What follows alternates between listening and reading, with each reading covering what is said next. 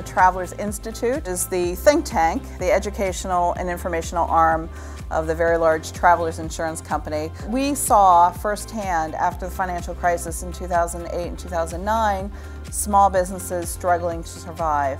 So we decided to do something about it, and doing something about it for us meant taking it on the road and sharing our expertise, what we have seen, mistakes businesses have made that could have been corrected or prevented. It's fantastic to have a vision and to take steps to realise that, but actually executing that was the hardest year of my life. I just needed to get those first people through the door, and then they would talk to their friends, colleagues, etc. I think that you need to take responsibility as a business owner. You need to be on the ground, you need to be pulling people in. The banks have very much come back into the market. I think that's a really important point to make. So don't make the mistake of assuming you can't get finance if you're a traditional established business. It's actually probably surprisingly easy.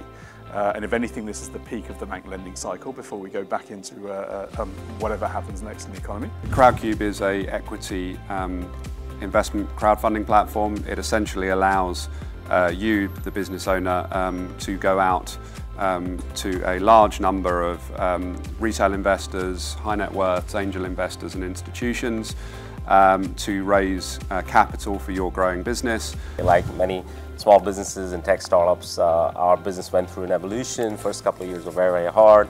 You know, we're down to 3 months of capital left in the bank, and then we kind of really worked very, very hard to to pivot our business. And over the last two and a half years, we've experienced exponential growth. We've grown in size about 6 times, from 20 to about 130 people. People don't want to think about insurance. As I said, it's not particularly sexy. It's not particularly, it's not the first thing that comes to mind when you walk into the office in the morning. Probably it's more about how we're going to get the next sale or the next customer, or how we're going to market our product. But so it's really about sort of thinking about protecting those assets and protecting that capital.